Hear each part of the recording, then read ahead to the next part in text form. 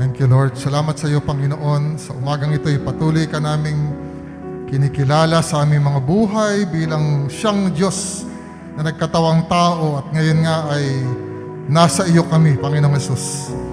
Sapagkat niloob ng Ama na kami ay maging nasa iyo, kami ay nilalang kay Kristo Jesus. Kami ay gawa ng Ama na nilalang kay Kristo Jesus upang ang lahat ng mabubuting bagay na inihanda ng Diyos ng pamanguna ay aming lakaran. Salamat po ng marami, O Diyos, sa pangalan po ng anak na si Jesus sa umagang ito. Salamat sa kaligtasan, pag-iingat mo sa bawat isa, at sa patuloy na hangarin ng bawat isa na maging bahagi ng gawain on-site and online. Salamat po ng marami, O God. Sa pangalan ni Jesus, sa lahat ng magsabi ng Amen. Amen, Amen. Palapakan natin ang Panginoon.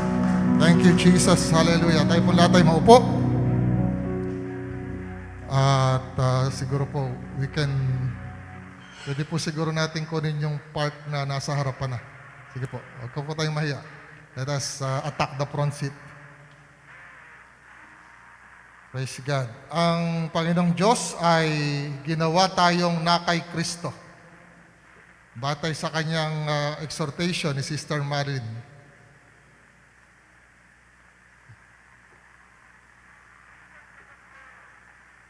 Yan ang mga katangian ng mga tinig. Mahilig sa harapan. Sige po. Okay lang po. Kayang-kaya niya yan. You can do that. Hindi kayo dapat matakot. Yan. Ang pag-upo po sa harapan ay pagbibigay ng pagkakataon sa mga nahuhuli para may maupuan. Yan ay magandang buhay, magandang bagay yan na ginagawa. It's a good thing. Okay? Na kay Kristo ka ba? Yun ang importante, no? Introduction lang po ito, hindi pa ito ang ating lesson. Ang na kay Kristo ay ala ng hatol. Pag malakas ang ulan, bumabaha. Pinakamaganda dyan, sana yung bahay mo mataas. Malakas ang hangin, natutuklap ang mga bubong. Pinakamaganda dyan, sana matibay ang bubong mo. Pag lumilindol, umuuga ang bahay, ang pinakamaganda dyan, sana yung bahay mo mapakatibay. So, ibig sabihin, merong mga bagay na gusto mong nandoon ka, depende sa sitwasyon. Kung ang sasakyan mo ay mababasa ng tubig. Kung ang sasakyan mataas, hindi kaabutin ng tubig. So, there are particular things in life na pagka dumating ang isang sitwasyon, gusto mo nandoon ka para safe ka. Sa Biblia, ang hinihiling sa atin, maging na kay Kristo. Ibig sabihin, pag ikaw ay na kay Kristo, yung meron si Kristo, meron ka, at ang pinakamabigat doon, yung tingin ng Diyos sa kay Kristo, yon ang magiging tingin sa iyo. Ang isang na kay Kristo ay hindi isang na kay Kristo lang. Ang na kay Kristo ay nagiging mismong ang Panginoong Hesukristo sa paningin ng Diyos. Pastor, masyadong mabigat na yan. Bakit? Ang tao ba ay tiningnan ng Diyos na kanya-kanyang tao? O lahat ng tao ay tiningnan ng Diyos na kay Adan? Nung ikaw ay na kay Adan, babae at lalaki, mula sa unang pagkakataon na si Adan ay nilikha, hanggang sa kahuli-hulihang Adan, ang tingin ng Diyos, Adan. Ngayon, nung nagsimula ang kay Kristo, lahat ng kay Kristo, hindi ako si Soli kay Kristo lang. Hindi ganun lang yon. Pag tinignan ako ng Diyos, ako mismo ang kanyang anak na si Kristo. Kasi lahat ng na kay Kristo, tinitingnan ng Diyos na mismong si Kristo. So are we in this world. Subukan natin ibaksak ito. To live is Christ. Sabi natin, ang mabuhay ay kay Kristo. Hindi. Tagalogin mo nga yung to live is Christ. Ang mabuhay ay si Kristo. Kanya ka lang magkakaroon ng kapakinabangan sa kabilang buhay pag nabuhay ka sa lupa, hindi katulad ni Kristo, hindi para kay Kristo, kundi mismong si Kristo. Magiging pakinabang lang ang susunod na buhay kung sa buhay na ito, ikaw ay mismong nabuhay na ang tingin sa'yo ng Panginoong Diyos ay mismong ang Panginoong Jesucristo. Palapakan natin ang Panginoon. Praise God. Para yan sa mga pagtitipon ng patay. Wala namang patay, kaya pag-usapan na natin. Di ba? Totoo ba yan? Maraming gumagamit. Ang mabuhay ay kay Kristo. Ang mabuhay ay para kay Kristo. Hindi. Sabi ng Biblia, ang mabuhay ay si Kristo. And that's the time you will have pakinabang in susunod na buhay. Matthew chapter 16, verse 19. Balik po tayo sa ating binibigay na topic. If you have your Bible, please read it. Kung meron kayong physical Bible, buklatin ninyo. Kung meron kayong e-Bible, i-browse nyo. Kung wala kayong physical Bible, wala kayong e-Bible, mag-download kayo. Walang paraan. Ay, wala na ibang dahilan para hindi ka mayroong Bible. Sapagkat napakadali ng magkaroon ng Bible ngayon. Sabi ng Panginoong Jesus sa kay Pedro, ibibigay ko sa iyo ang mga susi ng kaharian ng langit. At pagkatapos na mabuhay na muli ang Panginoong Jesus, sinabi niya sa kanyang mga alagad, Matthew 28:18, ang lahat ng kapamahalaan sa langit at sa ibabaw ng lupa ay naibigay na sa akin. So ang isang bagay na wala ang Panginoong Jesus, hindi pa niya kayang ibigay. So kailan siya makapagbibigay ng susi ng kaharian ng langit? Nung ibigay sa kanya ang lahat ng kapamahalaan sa langit at sa ibabaw ng lupa. So we believe na itong araw na to, nung sabihin sa kanya mga alagad, na naibigay na sa akin ang kapamahalaan sa ibabaw ng lupa at saka sa langit, ay saka pa lamang niya nagawa na ibigay ang susi ng kaharian kay Pedro at sa kanyang mga alagad. Okay? Ngayon, dahil dito, dahil saan? Dahil naibigay na niya yung kapamahalaan sa mga alagad, ay magsiyaon nga kayo. So yun ang kailangan ng isang alagad para makahayo. Alin yun? Yung susi ng kaharian ng langit. Tandaan natin na sa liwanag ng pagbibigay na iyon ng mga susi o kapamahalaan o kakayahang magtali o magkalag, ay naririnig natin dito yung sinasabing Hebrew idiom na exercising your authority. Halimbawa, ako isang alagad.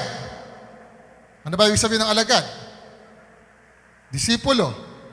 Okay? Pag sinabing pwede kang magtali, pwede kang magkalag, sino ba magtatali? Baka ikaw, kasi ikaw ang magtatali. Sino magkakalag? Ikaw din siguro.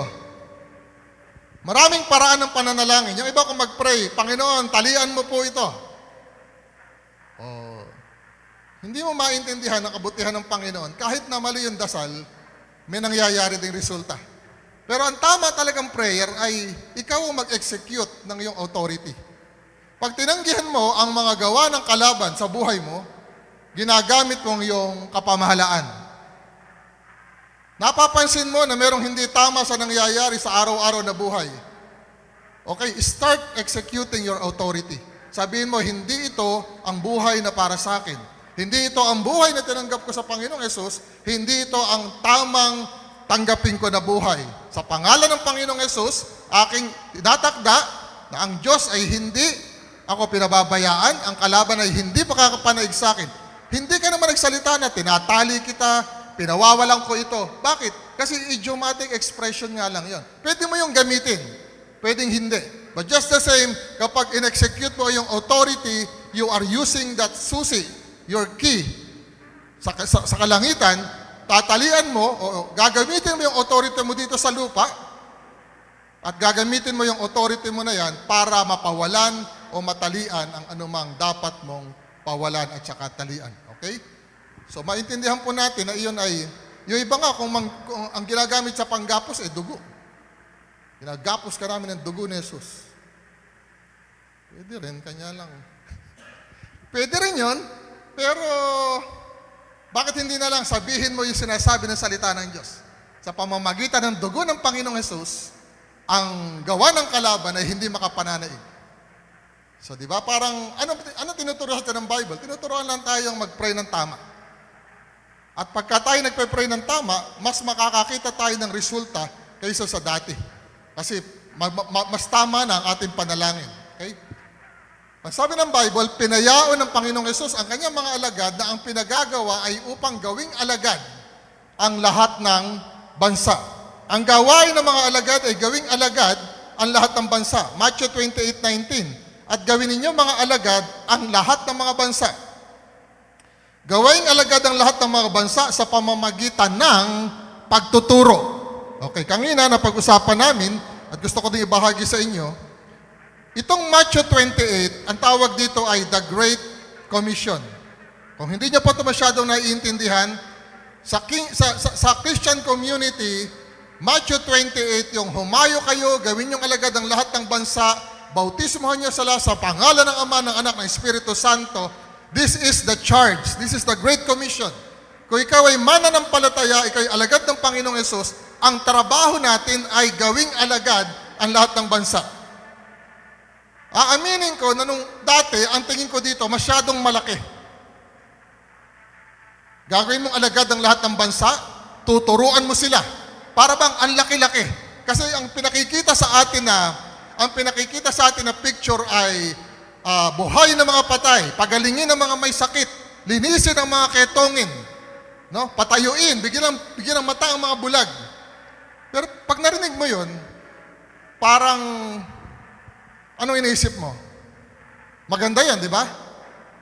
Pero kung hindi mo yun masyadong nakikita sa paligid mo na nangyayari araw-araw, makakaramdam ka ng kabiguan kasi hindi mo yata nagagawa yung pinagagawa sa ng Panginoon. Or, baka pwede ba Panginoon, ano na lang, yung mas madali kaysa rito? Kasi may hanap buhay pa ako eh. Para bang magbubukas pa ako ng shop. Yung pagpapagaling, tsaka yung pagbuhay ng mga patay. Pwede ba kay Pastor Soli mo na lang ipagawa? Kung sa amin, di ba parang magkikrispy pa tayo. Parang, di ba, parang, kumbaga, yung pagsimba parang minsan, salamat sa Panginoon. Pero, biro mo, gagawin na pa lahat ito. Until dumating tayo sa isang pagkakataon na ang pinagagawa pala talaga ay gawing alagad ang lahat ng bansa. Na ang paraan ay magtuturo ka.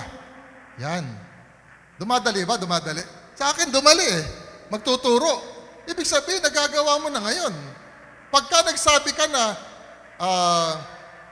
halimbawa, sinabi mo lang sa isang tao na, salamat sa Panginoon, ang Diyos ang aking, alam mo, sister, ang Panginoon nagpala sa akin, may ginawa sa akin ng Panginoon. Ang ginagawa mo, nagpapatotoo ka.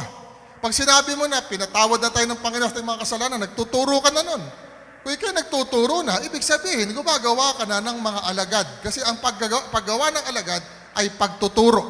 Kasi ang alagad ay matetes, mag-aaral, estudyante. Ang pinagagawa ng Panginoong Yesus ay hindi mga Superman. Kasi pag sinabi, gawin niyong alagad ang lahat ng bansa, dapat may konting kulog yun, di ba? Dapat may konting kulog yun pagka sinabi.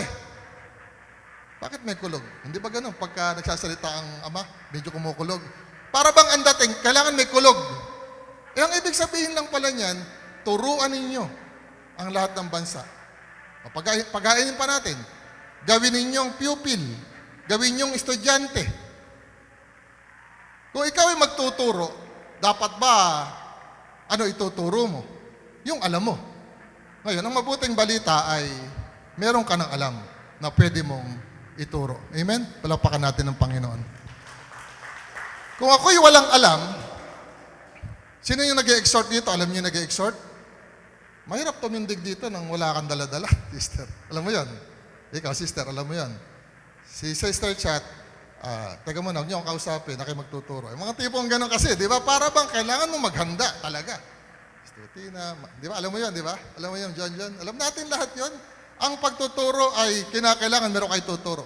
Pag may ituturo ka na, may mahirap pa ba sa pagtuturo? Wala na. Anong mahirap sa pagtuturo kung meron kang ituturo? Anong mahirap sa pagsasalita kung meron ka sasabihin? Mahirap lang tumindig para magturo kung wala kang mensahe, wala kang tuturo. If you have a message, you can always teach. You can always make disciples. Ibig sabihin, gagawin nating pupil ang lahat ng bansa. Tuturuan natin sila, no? Na maging tagapagturo. Ang alagad ng Panginoong Yesus ay magtuturo upang maging tagapagturo ang lahat at maging tagapagturo ang mga susunod. Ang lahat ay iikot saan? Sa turo at sa aral. Ang lahat ay magiging tinig katulad ng mga naunang mga alagad upang ang iba ay maging tinig din. Amen? Palakpakan natin ang Panginoon. Para doon, tayo po yung mga tinig. At ang nasimulan po ng Panginoon sa atin ay, it is exciting, na habang pinag-aaralan natin yung mga bagay na ito, yung sinimulan sa atin ng Panginoon ay unti-unti nating naiintindihan na tayo'y nasa tamang hakbang. There was a time na, ewan ko, siguro, yung mga nagsasabi sa atin na mali yung ating ginagawa, either na nababawasan o nadadagdagan. Kasi mas maraming nakakarinig ng ating tinuturo. Nung una, konti lang nakakarinig yung tinuturo natin, sabi nila, mali tayo. Ngayon, pumunta na tayo sa online, marami nang nakakarinig. Posibleng marami na rin ang naniniwala na hindi mali yung ating tinuturo. Posibleng nadadagdagan din yung nagpupuna at sinasabing mali yung tinuturo nyo.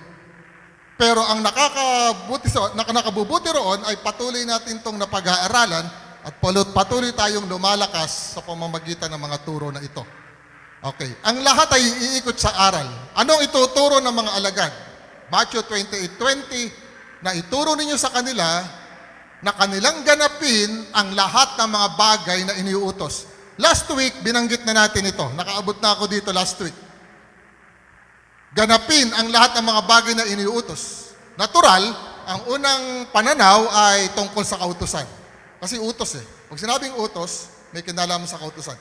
Na ang tinutukoy ng Panginoong Hesus na nais niya na ganapin ng mga bagay na iniuutos niya ay hindi ang pagsunod sa buong kautusan. Gusto kong matandaan ninyo yung word na buong. Ang tingin ko kasi, pag ginamit natin yung salitang buong kautusan, nagkakaroon tayo ng pagbibigay ng kaisipan sa tao na ito yung tinutukoy natin, hindi ang pagsunod sa buong kautusan. Okay? Bakit? Bakit ang sinasabi ng Panginoong Hesus doon sa Great Commission ay hindi patungkol sa pagganap sa buong kautusan? Bakit? Sapagkat iba po ang tinatawag na pagganap sa buong kautusan doon sa sinasabi na iniutos ng Panginoong Hesus na gaganapin na lahat ng mga bagay. Iba ba yun sa palagay mo? Maaaring sabi mo, Pastor Soli, iba ba yung kautusan sa utos na inutos ng Panginoong Hesus? Siyempre, sagot niyan ay, oo, iba yan. Bakit nanging iba? John chapter 1 verse 17, lagi niyo tatandaan. Sabi ko nga, itong verse na ito, sa tuwing maiintindihan natin ang dagdag na kaunawaan dito, lumalaki na lumalaki ang kahulugan nito. Bakit ko sinabi magkaiba yung kautusan tsaka yung utos ng Panginoong Jesucristo? Sabi ng John 1:17, sapagkat nung ibinigay ang kautusan, isa pamamagitan ni Moises. Nung dumating ang katotohanan at ang biyaya, ay sa pamamagitan ng Panginoong Jesus. So pinaghihiwalay sila ng Biblia. Pinaghihiwalay ang Panginoong Jesus at saka si Moises.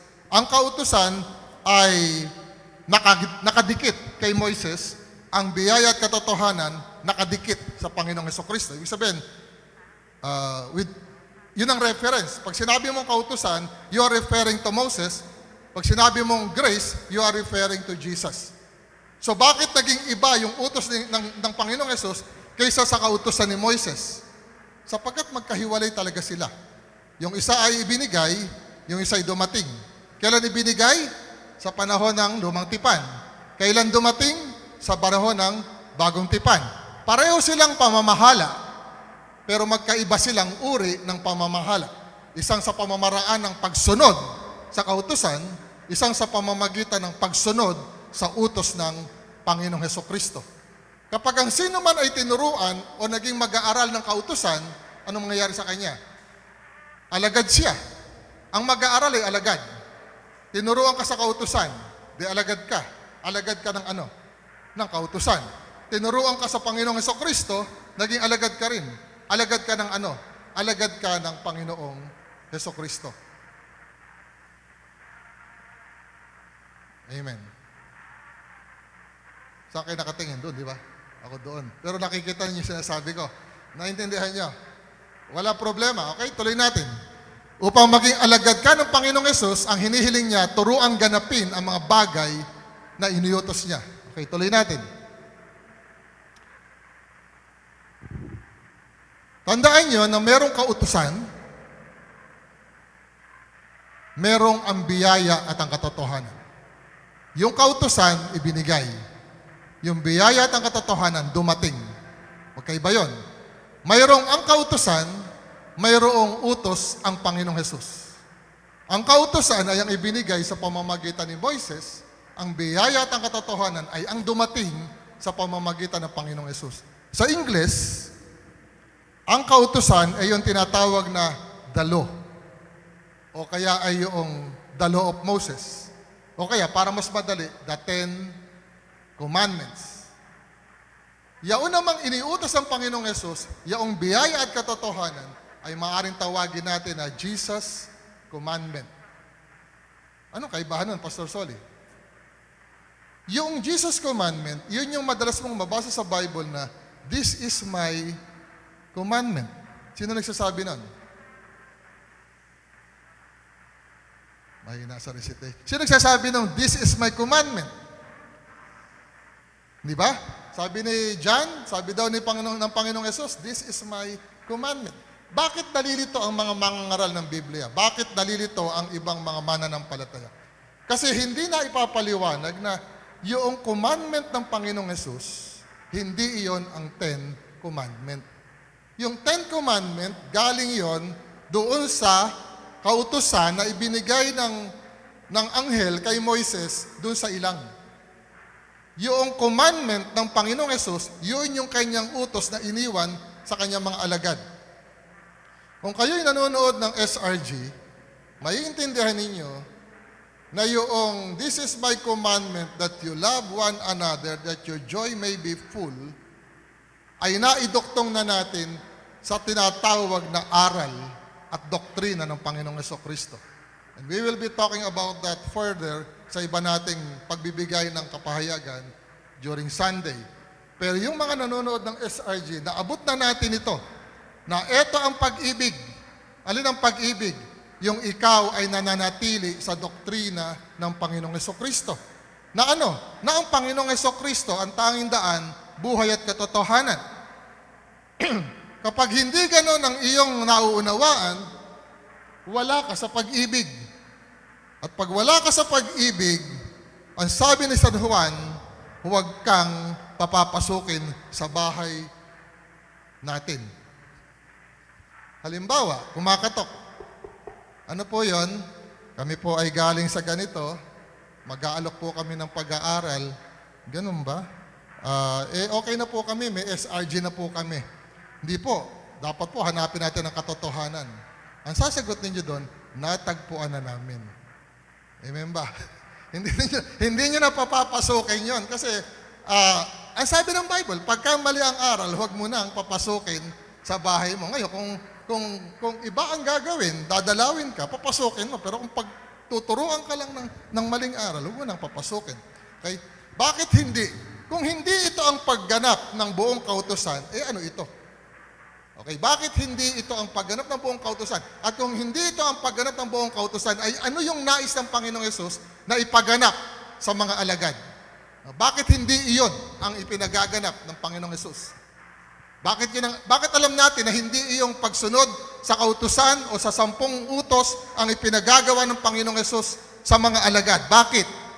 Kasi mismo si Pedro, nakarating ako dito sa nakaraang pag-aaral natin, sapagkat mismong si Pedro na siyang unang alagad na nakaunawa nito, ay nauunawaan na hindi ang pagganap sa buong kautusan ang iniuutos ng Panginoong Hesus. Okay? Makikita natin ang maliwanag na palatandaan ito sa aklat ng mga gawa. Mga gawa, 15:7, unang bahagi. At pagkatapos ng maraming pagtatalo, ay nagtindig si Pedro at sinabi sa kanila. So ito po ay isang malaking eye-opener. Itong si Pedro ay tumindig upang mga tuwiran. At kanya siya tumindig para mga tuwiran ay para ibaba niya yung kanyang discourse, yung kanyang talumpati, yung kanyang, para bang, okay, dito na lang tayo magtatapos. Bakit kaya magtatapos? Kasi kanina pa sila, nagtatalo-talo. Kanina pa sila nagtatalo-talo. Saan nagsimula yung pagtatalo-talo na yan? Okay? Sabi ni Pedro, ngayon nga, bakit ninyo tinutokso ang Diyos na inyong nilalagyan ng pamatok ang batok ng mga alagad? Ang tinutukoy ng mga alagad dito ay ang mga hintil na naging mga alagad na sa pamamagitan ng pangangaral nila Pablo at Bernabe. Ang tinutukoy naman ng pamatok ay ang patungkol sa pagganap sa kautusan ni Moises. Ang sinasabi ni Pedro, bakit ninyo ipinapatong sa balikat ng mga alagad ang mabigat na pamatok? Tumindig at nagpaliwanag si Pedro sapagkat hindi siya sang-ayon na ang mga alagad na hintil ay mapatawan ng pamatok na ayon sa kanya, ni sila o ang kanilang mga magulang ay hindi nagawang madala. Ngayon, sino ang talagang may problema dito? Kanya nagkakaroon ng pagtatalo-talo. Gawa 15:5, datapwat nagsitindig ang ilan sa mga sekta ng mga pariseong nagsasampalataya na nagsasabi, kinakailangan sila ituliin at sa kanila ipagbiling ganapin ang kautusan ni Moises. Sa panahon ngayon, hindi na ang pagsusunat o circumcision ang issue sa mga simbahan na pinagtatalunan. Pero nananatili na ito ay may kinalaman sa anumang karagdagan kaysa sa ginawa ng Panginoong Hesukristo. Anumang bagay na idinadagdag upang sabihin ito'y kinakailangan pang gawain sapagkat hindi pa sapat ang ginawa ng Panginoong Hesukristo, ay iyon ay ituturing natin ngayon na paghahangad na makasunod sa anumang kautusan. Kasi iyon ay pagbibigay ng burden, pagbibigay ng panibagong kabigatan. Nung araw kasi, ang problema ay ganito, kinakailangan sila'y tuliin at ipagbiling ganapin ang kautusan ni Moises. Para bang, nakarinig na ba kayo ng, kailangan pagka tumanggap kay Kristo, bautismohan agad. Kanya nga merong mga grupo na pagka nagsishare, may baon na swimming pool. Yung uso ngayon yan, yung mga bata, di ba, may swimming pool. May baon silang swimming pool sa sasakyan. Bakit? Para pag tumanggap ka kay Kristo, ano gagawin sa'yo? Ilulubog ka. Kasi sa kanila, yung bautismo ay requirement para maligtas. Katulad ng nangyayari sa marami ngayon na simbahan, yung pagta-tithes and offering, nagiging requirement para maligtas. Yung ikaw ay gumagawa ng ganito, gumagawa ng ganyan. Nangiging kailangan dagdagan mo yan para ikaw ay maligtas. Ngayon, hindi natin sinasabi na hindi tama yon. Ang sinasabi natin ay hindi iyon kailangan para ang tao ay makaranas ng kaligtasan. Okay? Ang nagsasabi na ganapin ang kautusan upang mangaligtas ay hindi ang Panginoong Hesus. Hindi rin si Pedro. Ang nagsasabi ay ang mga Fariseo. Sa Biblia, may mga nakita tayong Fariseo na born again. Isa doon si Nicodemo.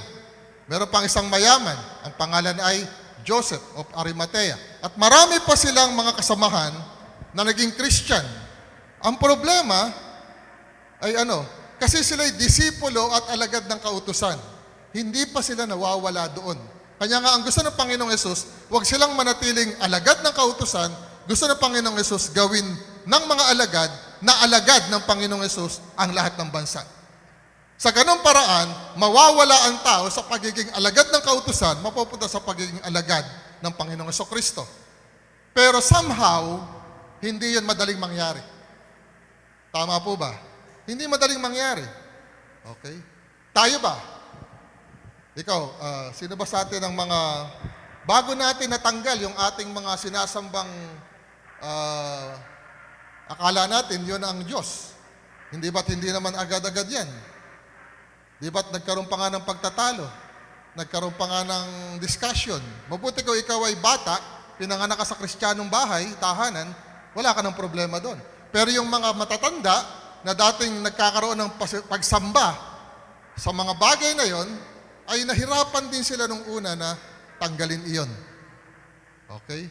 Merong mga tao ngayon, hindi malaman kung nasaan yung patay, kung nasa ilalim ng lupa o nasa kabilang buhay. Pero ayaw mong tanggalin yung sa puso mo, ayaw mo pang iwanan na yung patay, wala na doon. Kasi, Pastor, masaya din yung nag-reunion kami sa sementeryo. Okay. Pero dapat alam mo na wala na siya ron.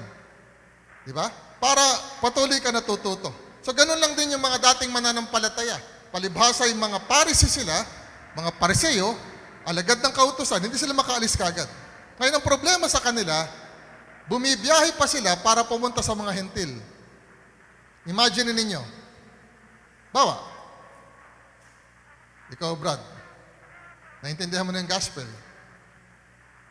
May magpapaliwanag sa iyo. Alam niyo, mali iyan eh. Yung ginagawa niyo, mali iyan. Tama ba yun?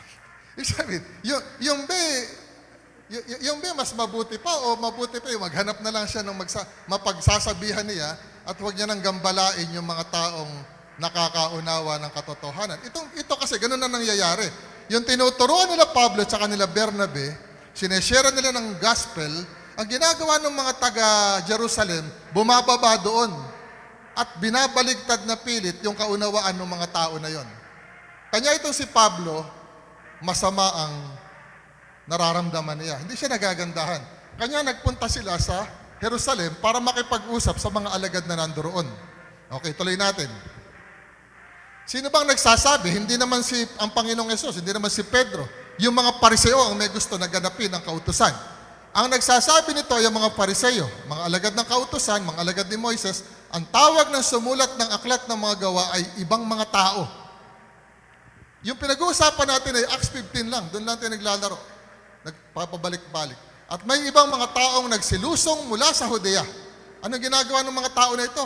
Bumibiyahe sila mula sa Judea at nagsipagturo sa mga kapatid na sinasabi, maliban na kayo'y mga tuli ayon sa kaugali ni Moises, ay hindi kayo mga liligtas. Ang purpose ng pag-uusap na ito, na kung saan si Pedro ay tumindig para mga tuwiran, ay upang isettle ang dispute. Habang nangangaral sina Pablo at saka sina Bernabe tungkol sa biyaya ng Panginoon, yung mga taga-Judea na naging Kristiyano pero hindi pa nakakaalis sa ilalim ng kautusan, bumibiyahe pa sila para sabihin lang na yung itinuturo ni Pablo at saka ni Bernabe ay mali. Kung kukunin niyo yung idea, anong mararamdaman ni Pablo? Ikaw, Brad, anong mararamdaman mo? Halimbawa, yung mga anak mo, tinuturuan mo ng, ito, tama anak, ito, gagawin natin. Pupunta yung kapitbahay mo sa iyo. Sasabihin sa mga anak mo, huwag kayong maniniwala sa tatay niyo. Ito ang mas tama. Anong mararamdaman mo kung ikaw ang nagtuturo sa mga tao na to? Matutuwa ka ba? Hindi ka matutuwa talaga. Kanya nga, katakot-takot na pagtatalo ang nararanasan nila nung oras na yon. Sapagkat ang sinasabi ni Pablo ay huwag na ninyong pabigatan ang mga tao na ito sapagkat ito naman hindi talaga nakapailalim sa kautusan. Wala naman talaga sila niyan. Hindi naman sila namulat na meron yan. Pagkatapos bigla kang pupunta diyan at kailangan daw gawin ito, gawin yan, gawin to. Samantalang naituro na nila ang nararapat para ang tao ay magkaroon ng kaligtasan. So this is a matter of aral. Nakikita niyo po ba yon? Ang pinagtatalunan dito ay turo. Hindi pinagtatalunan dito kagandahang ugali, hindi pinagtatalunan dito kung sino ang mas mahusay magsalita o anuman. Ang pinagtatalunan dito ay ano bang itinuturo mo dapat sa isang tao na ginagawa mong alagad ng Panginoong Jesucristo. Okay? Ang nais ng Panginoong Yesus ay maging alagad niya ang lahat ng bansa. Ang gagawa nito ay ang kanyang mga alagad at ang magiging alagad ng mga alagad. So ang pattern, sila'y alagad, gagawa sila ng alagad, yung alagad na yon, gagawa ng panibagong alagad. Sa Tagalog, yung mga tagapagturo, magtuturo, yung matututo, magtuturo uli. Ang talagang matinding tanong diyan, ano ang ituturo ng alagad sa panibagong alagad at sa susunod na alagad? Yun ang interesado ang Panginoong Yesus, kaya pinagbilin niya yung ituturo ninyo kung ano yung ipinagagawa ko. Yun lang ang ituturo nyo. Hindi nyo ituturo yung ipinagagawa ng mga Pariseo. Hindi nyo ituturo yung pinagagawa ng mga alagad ni Moises. Ang ituturo ninyo, yung gusto kong ituro nyo. At doon, it boils down to that matter. Ang paggawa ng alagad ay madali. Di ba? Ang importante kung ano ang ituturo. Hindi lahat Ngunit hindi ang ganapin ang lahat ng kautusan na ibinigay ni Moises, ang paraan upang mangyari ito. Kung hindi iyon, ay alin? Okay? Bakit ayaw ni Pedro na maniwala na ang pagsunod sa kautusan ang paraan upang maging alagad ng lahat ng bansa? Bakit siya tumitindig para ipagtanggol na hindi?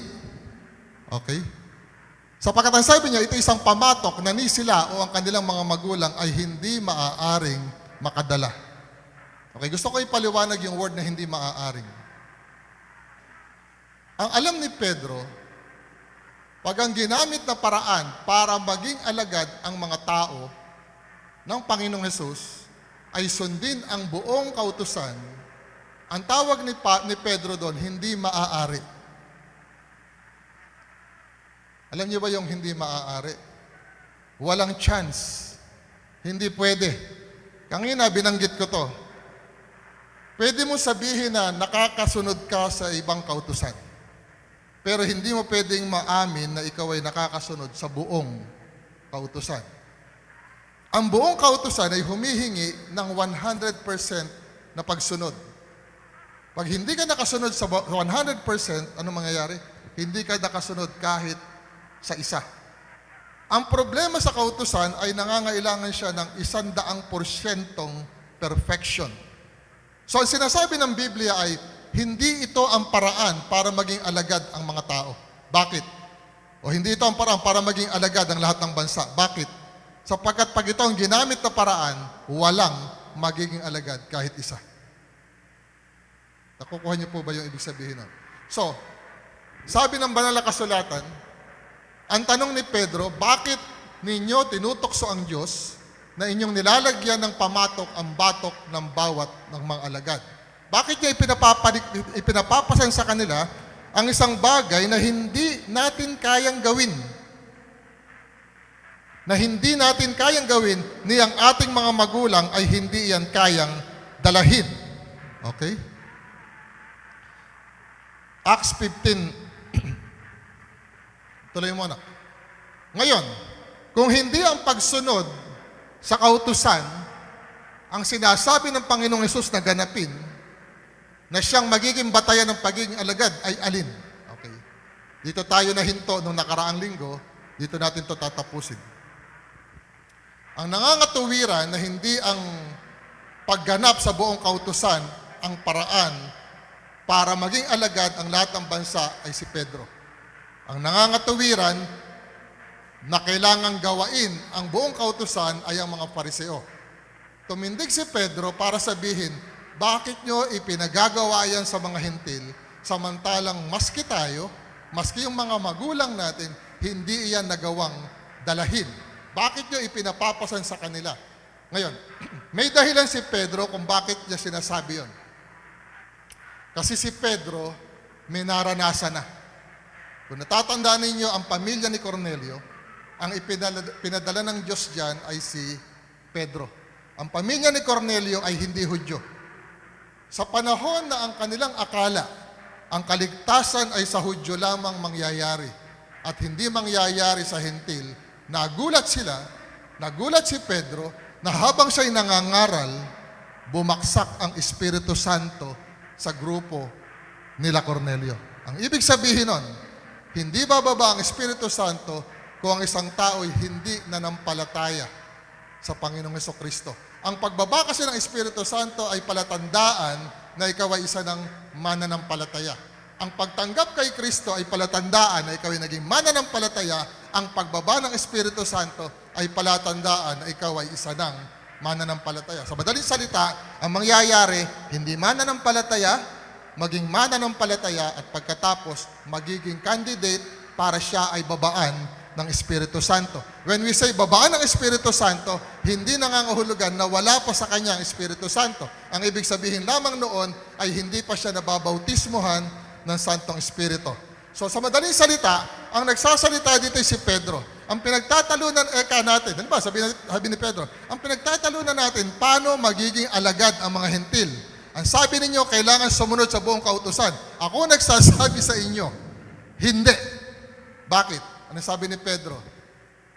Sabi niya, at pagkatapos ng maraming pagtatalo ay nagtindig si Pedro at sinabi sa kanila, Ngayon nga, bakit niyo tinutokso ang Diyos na inyong nilalagyan ng pamatok ang batok ng mga alagad, na kahit ang ating mga magulang ni tayo man ay hindi maaaring makadala? Ayon kay Pedro ay hindi ang ipapasa ng buong kautusan ang nararapat na ganapin ng mga alagad. Ang kanyang pagmamagaling ay ito. Ito kanyang pagpapaliwanag. Mga kapatid, naalalaman ninyo na ng unang panahong nakaraan ay humirang ang Diyos sa inyo.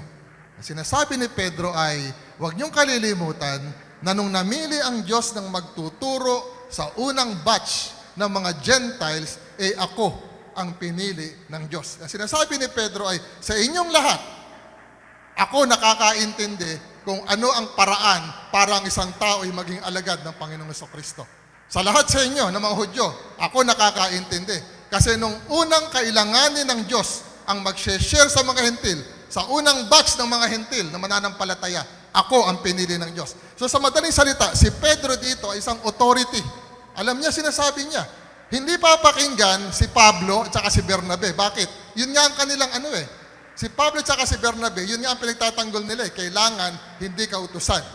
So kailangan nila ng isang tao na neutral, Hudyo, na may maipapaliwanag sa kanila ng katuturan ng kanilang pinagtatalunan. Tumindig si Pedro para sabihin niya, naiintindihan ko sinasabi ko, alam ko sinasabi ko, huwag niyong kalilimutan na nung humirang ang Diyos, ako yun. Yung sinabi niyang humirang sa inyo, ibig sabihin sinasabi niya, humirang sa buong Hudyo ng isang pinili ang Diyos. Sabi niya rito, tuloy mo na. Sinasabi niya dito na alam niya ang sinasabi niya, sapagkat siya ang hinirang ng Diyos na unang magsalita o magpahayag sa mga hentil upang sila sumampalataya at maging alagad. Sabi niya, upang sa pamamagitan ng aking bibig, sabi ni Pedro, ay mapakinggan ng mga hentil ang salita ng Ebanghelyo at sila'y magsisampalataya. Ano sinasabi ni Pedro dito? Tama si Pablo. Hindi sa pamamagitan ng pagganap ng buong kautusan, magiging alagad ang hentil. Anong pinaliwanag niya? Ito ang paraan. Sapagkat nakita ko to ng first hand. Nakita ko ito. Nangyari ito sa harapan ko. Nag-share ako sa mga hentil at natuklasan ko, katulad natin, ang paraan ay wala iba kundi ang mapakinggan ng mga hentil ang salita ng Ebanghelyo at sila'y magsisampalataya. Amen? Palapakan natin ang Panginoon para doon. At yaon ay hindi sa paraan ng pagganap ng buong kautusan, kundi ang mapakinggan ang mabuting balita na sa pamamagitan noon ay nanampalataya sila, ang naging mga alagad, ang unang mga alagad na hentil. So, ang istorya, simple ang pinapakita natin. Nagtatalo sila sa isang council meeting. At ang sinasabi nilang description ay pagkatapos ng matinding pagtatalo-talo. Tumindig si Pedro, pinaliwanag niya, sige, ipapaliwanag ko sa inyo kung ano yung alam ko. Kayo, hindi niyo pa nararanasan ito. Wala pa kayong hentil na nasisharean. Katulad ni Pablo at ni Bernabe. Ako mayroon na. Nakita ko, there and then, nung nanampalataya sila, ay binabaan sila ng Espiritu Santo. Ibig sabihin, sa ganung paraan, nagiging alagad ang isang hentil. Hindi kailangang makasunod sa lahat ng iniuutos ng kautusan. However, gusto kong sabihin sa inyo ngayon, sa kapakanan din ng gustong makinig, hindi natin sinasabi na mali ang kautusan. Sinabi yan ni Pablo. Hindi ko sinasabing kasalanan ng kautusan. Hindi ko sinasabing mali ang kautusan. Ang sinasabi natin dito, hindi pwedeng ipatong natin sa balikat ng tao na upang siya'y maging alagad ng Panginoong Jesucristo ay kailangan niyang masunod ang buong kautusan. However, kung gusto niyang masunod, gawin niya, hindi sinasabi sa kanya, hindi siya pinipigil, pero hindi naman siya sinasabihang, iyon ang paraan. Anong paraan? Sabi ni Pedro. Ito ang paraan. Nabasa niyo ba yung paraan? Hindi, anak. Akyat mo, anak mo lang. Ito ang paraan, di ba? Anong paraan? Mapakinggan ang mabuting balita na sa pamamagitan noon ay manampalataya sila, ang naging mga alagad, ang unang mga alagad na hentil. Ngayon, pag sinabi ng Biblia sa iyo, gawin mong alagad ang lahat ng bansa. Ano ngayon ang ibig sabihin nun? Simple. I-share mo ang gospel, manampalataya sila sa salita ng Diyos. May karugtong pa yan. Darating ang araw, bubuhay ng patay yan. Darating ang araw, magpe-pray yan sa may sakit, gagaling. Darating ang araw, marami pa siyang magagawa. Pero alagad na siya bago niya maranasan yan. Bakit? Sapagkat siya ay nag-umpisa ng mag-aral ng katotohanan ng Panginoong Hesukristo. Hindi ito isang mabigat na sitwasyon na hindi mangyayari hanggat hindi nagagawa yung lahat ng yon. Ito isang sitwasyon na mangyayari na kapag tinanggap niya ang Panginoong Hesukristo. Lahat ng progress, lahat ng pag-unlad niya, lahat ng madadagdag sa kanya ay hindi yon ang magdidikta kung siya'y alagad o hindi. Ang magdidikta para siya maging alagad ay kung siya'y magsisimulang kilalanin ang pagiging Kristo ng Panginoong Hesukristo at tanggapin niya ang mabuting balita. Batay kay Pedro ay ganun sabi niya. Sabi niya, verse 9, at tayo'y hindi niya itinangi sa kanila. Ano sabi ni Pedro? Hindi atin lang ang kaligtasan. Pati sa mga hentil, meron yan. At kung ano yung meron ng hentil, ganun lang din ang meron tayo. Ang sabi niya, na nilinis sa pamamagitan ng pananampalataya ang kanilang mga puso. Kung ikaw ay nanampalataya, nilinis na ang iyong puso. 11, datapwat naniniwala tayo na tayo'y mangaliligtas sa pamamagitan ng biyaya ng Panginoong Jesus. Anong punto rito? Acts chapter 15, nagsimula sa mga tao na nagpupumilit, naganapin ang buong kautusan, tinapos sa pamamagitan ng pagsasabi na mangaliligtas sa pamamagitan ng biyaya ng Panginoong Hesukristo. Sa madaling salita, yung council na yan, yung pagtatalo-talo na yan, yung pagkakamiting na yan, malakihan po ito. Buong Jerusalem Church ang involved dito at saka yung ministry ni Paul at saka ni Bernabe sa labas ng Jerusalem. Kumbaga, nung panahon na yon, international yung issue na to. Issue ng ano? Sa pagitan ng pagsunod sa kautusan at sa pamamagitan ng biyaya ng Panginoong Hesus. Sa madaling salita, sa lahat ng pahina ng Biblia, makikita mo na yun lamang ang pinakamalaking issue ng banal na kasulatan. At ang trabaho mo bilang isang alagad na natuto ay magturo. Pag nagtuturo ka, ikaw ay gumagawa ng isang panibagong alagad. Ang tanong, ano itinuturo mo? Kasi ang pagkakaroon ng alagad ay pagtuturo. Iba yung magtuturo ka kaysa doon sa may itinuturo kang tama. Nabanggit ko nga, saan ka magka-college? Sa UST. Sa Lasal. Bakit? Maganda turo doon. Di ba ganun yan? Saan ka magka-college? Sa UP. Bakit? Maganda turo doon. Pupunta, ganito ba yun? Saan ka magka-college? Doon ako sa St. Andrew. Saan ba yung St. Andrew? Law School of St. Andrew. Doon ako pupunta. Anong dahilan? Pangit ang turo doon. Meron bang ganon? Pinili mo yung kolehiyo na yon kasi pangit ang turo doon. Di ba kanya ka pupunta ron, magbabayad ka ng mas mahal kasi maganda ang turo doon. Bakit? Mag-aaral ka eh. Sabi naman ng iba, dito sa BSU, maganda na turo. Ganun ba? Dito na lang ako mag-aaral. Maganda rin pala turo dito. Ang point doon mga kapatid ay, hindi ka mag-aaral doon sa alam mo na hindi maganda ang turo. Kanya ka mag-aaral kasi doon ka pupunta sa maganda ang turo. Imagine ninyo, kung maiintindihan lang ng mga tao na merong mas magandang aral kaysa sa kanyang tinatanggap sa oras na ito. Halimbawa, merong isang tao na naka-attend ng church. Binira ng binira yung kanyang ginagawang kasalanan. Hindi man lang siya tinuruan kung paano siya makakaalis doon. Basta sinabi lang, ito mga kasalanan, ito kasalanan. So yung asawa naman niya, siko ng siko. First time na umatin ng asawa, ang ginagawa ng babae, sinisiko. Ano ibig sabihin ng brad pag sinisiko? Ibig sabihin, yan ka, ganyan ka. So ang nangyayari doon, hindi ka na-a-attend. Kung maintindihan ng lalaki na yon na ang paglapit pala sa Panginoong Hesukristo ay hindi sa ganong paraan na lilinisin mo sarili mo sa kakalalapit sa Panginoon. Ang paglapit pala sa Panginoong Hesukristo ay lalapit ka kay Kristo kung ano ka. Sa kabila ng ikaw ay merong mga pagkakamali, pwede ka palang lumapit sa Panginoong Hesukristo. Ako naiintindihan ko, mas maraming magiging laman ng simbahan kaysa sa ngayon. Tama ba, sister?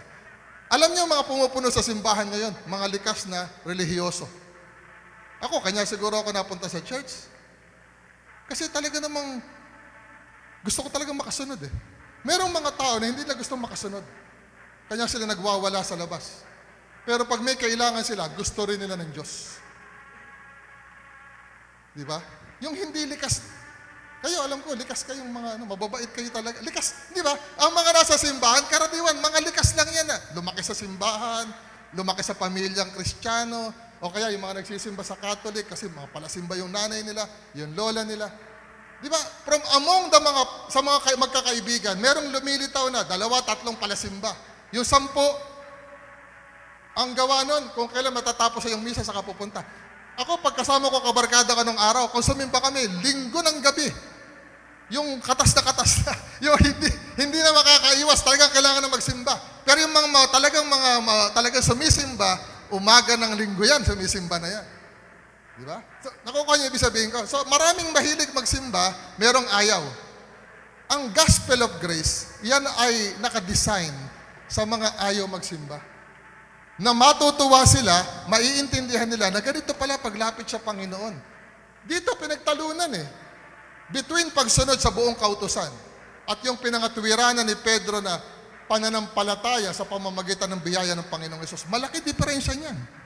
Isang pinagagawa sa iyo ang lahat ng dapat mong gawain, isang sinasabihan ka na wala kang gagawin kundi tanggapin ang ginawa ng Panginoong Jesucristo. Malaki diferensya niyan. At hindi lang malaki, talagang may diferensya yan. Grabe ang pagiging magkahiwalay niyan. Ngayon, ang sinasabi sa atin ay gagawa tayo ng alagad. Mahirap ba yon? Mahirap yon pag wala kang sasabihin. Pero kung meron kang sasabihin, madali iyon. Kanino mo sisimulan? Sa apo mo. Sa anak mo. Di ba? Sa kapatid. Kung hindi kaya ang nanay at sa tatay, kapatid muna. Bakit? Kasi nga, kailangan nilang maintindihan. Kailangan may madagdag. Di ba, Brad? Kailangan may madagdag na ganito rin ang alam. Yun ang dahilan kung bakit gagawa ka ng alagad. Para madagdagan ang may ganitong takbo ng isip. Kanya tayo merong Sunday school. Kanya ang mga bata, papapasukin niya sa Sunday school. Para madagdagan ang may ganitong klase ng kaunawaan. Bahagi ng trabaho ng simbahan ay ilipat ito doon sa mga susunod na salinang lahi. Sabihin mo, ikaw, Pastor Soli, masyado kang passionate sa bagay na yan. Ito, trabaho natin to, di ba?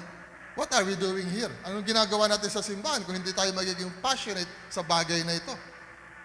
Lahat yan, magbibigay ka sa simbahan, those are tulong lamang. Para saan? Para itong gospel na ito ay talagang maihayag. Bakit tayo kailangan magpagawa ng maganda simbahan?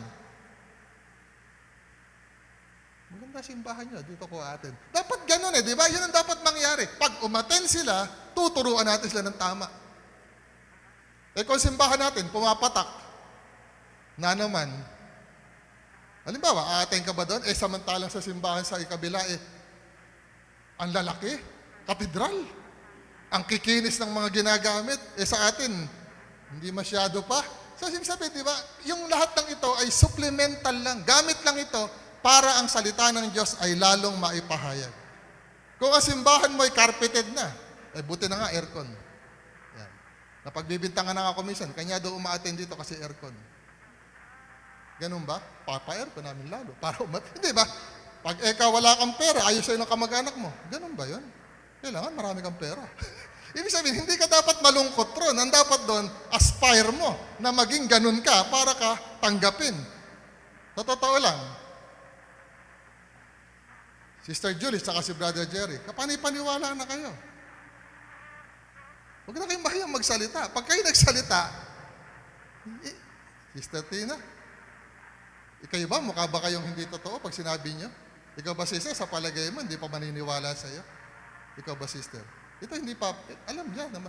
Ako alam ko yun. Kanya tayo dinadala ng Panginoon sa isang katayuan na inaayos niya pati yung ating physical na buhay. Si Brother Jay. Bakit? Kasi para ka panipaniwala ka. Di ba? Kanya ka nga gumagamit ng cellphone Uy, sana yung mag-cellphone si pastor? May konting ganun yan Pagka hindi ka marunong mag-cellphone, hindi maniniwala sa iyo yung mga kabataan. Di ba, Brad? Pakitaan mo ng mga ginuguhit mo, maniniwala sila. Si Brother Vic. Hindi, di ba? Ang point ko, mga kapatid, ay ang gospel ay gusto ng Diyos na mahayag. Gusto ng Diyos gumawa ka ng mga alagad. Itong lahat ng ito, ito ay supplemental lang. Ito ay mga gamit lamang para lalo silang maniwala na talagang tayo ay nasa katotohanan. Ibe-bless ka ng Panginoon dahil gusto ng Diyos ipatotoo sa mga tao na ito na hindi niya pinababayaan ang mga nagtitiwala sa Kanya. Huwag natin ipagmalaki masyado yon, di ba? Matuwa tayo na may ganun. Huwag natin sabihin, kanya kami binebless kasi kami ay ganito. It's not like that. Ang ginagawa ng Panginoon ay nagpapatotoo siya sa buhay mo. Yung mga naranasan natin during pandemic, nakararas tayo ng mga bagay na hindi tayo nagutom, hindi tayo pinabayaan ng Panginoon. Those are testimonies para sabihin mo na ang Diyos ay mabuti sa lahat. Okay, meron tayo dinadaanan. Ano sabi doon? Daanan mo lang. Huwag mong tambayan. Kasi nga, matatapos din yan. Ang pag-ibig ng Diyos ay dadalahin ka sa kabilang ibayo. Huwag kang mag-alala. Huwag kang masiraan ng loob. Lakasan mo loob mo na pagtagumpayan ng Panginoon. So ako din, haharap ako sa mga tao na dignified. Hindi ako harap sa tao na gusgusin. Hindi ako harap sa tao na hindi naliligo. Bakit? Kasi ang mga anak ng Diyos ay naliligo. Ganun hindi ba? Dala-dala mo yung salita ng Panginoon. May ituturo ka eh. So dapat tumindig ka talaga. Sinasabi ko yan, maski dun sa mga kasamahan natin, mga ginagalang natin, mga konsehal. Sabi ko, ako po, magbibihis ako, pupunta ako dito. Hindi ako pupunta rito nang wala akong sasabihin sa inyo. Kung kayo po ay mga ginagalang namin konsehal, ako po ay mayroong maitatanong sa inyo, may tuturo kayo sa akin. Pero pagdating po sa salita ng Diyos, ako'y pastor. May sasabihin ako sa inyo at ibabahagi naman sa inyo. Alam niyo kung anong gusto ko? Ang gusto ko ay makita ng mga tao na pag ikaw ay may dalang salita ng Diyos, ikaw ay kapanipaniwala. Kapagkat yun ang kailangan magpalit sila ng isip at maibahagi mo sa kanila ang katotohanan na ito. Sa ganong paraan, madali lamang natin magagawa ang lahat ng bansa ng mga alagad natin o alagad ng Panginoong Jesucristo. Amen? Hindi mahirap ito. May mensahe ka na. Siguro naman yung araw-araw. Alam niyo ba ang SRG episode? 85 na. Bukas. 85 SRG episodes. Isabihin, 85 na videos. Naku naman, pag wala pa akong maituto, sabi nga ng Pastor Ading, nung magsimula tayo, wala tayong alam. Mas marurunong sila sa atin ngayon kaysa noon. Kayang-kaya nilang sabihin ito at ituro sa mga tao. Ako po'y naniniwala na you are already excited to share this. Bibigyan ko kayo ng tip.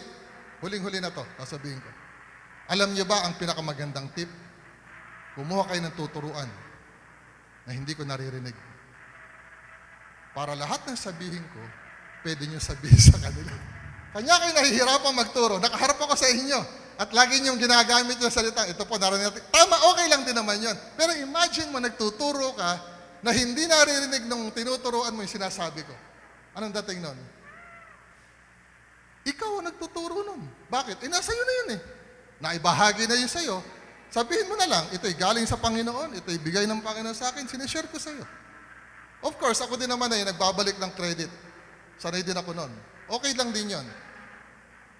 Pero I tell you, mas exciting yon yung hindi nakikinig si pastor. Tama ba? Tama yun. Natatakot kayo mag-share. Bakit? Baka check-in ko kayo eh. Pero pag ang kausap nyo, hindi, ala ako doon sa audience, kayang-kaya nyo yan share. Tama ba o tama? Tama, di ba? Okay, palapakan natin ng Panginoon. Tayong lahat ay tumayo. Biruin mo yan, may 5 kang tinuturuan. Hindi nila alam, narinig mo lang kanina sa SRG yun. O di ba? Ang dali-dali lang mag-share. Kanya lang, kung narinig mo yan sa SRG, tapos nandun ka sa audience, ala-ala ka, hindi mo maibaksak kasi akala mo ay papansinin kita. Of course, hindi. Pero it adds to the excitement. Panginoon Diyos, salamat po sa tulong at biyaya mo sa pamamagitan ng mga salita. Katulad ni Pedro, tumindig siya at pinangatwiranan niya at sinabi niya, eto, ang gusto kong sabihin sa inyo, alam ko sinasabi ko na ang pagiging alagad ay hindi nagbubuhat sa pagganap ng buong kautusan, kundi sa pamamagitan ng pananampalataya sa biyaya ng Panginoong Jesucristo.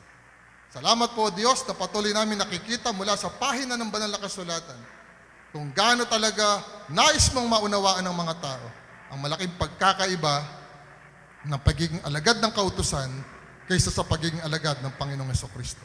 Salamat po, Panginoon. Nasa amin din ang pagnanasang makasunod sa lahat ng kautusan kung yun man ang pinag-uusapan. Pero hindi ito kailanman magiging paraan upang kami maging alagad mo. Ito'y mga bagay na makabubuti sa amin kung aming masusunod.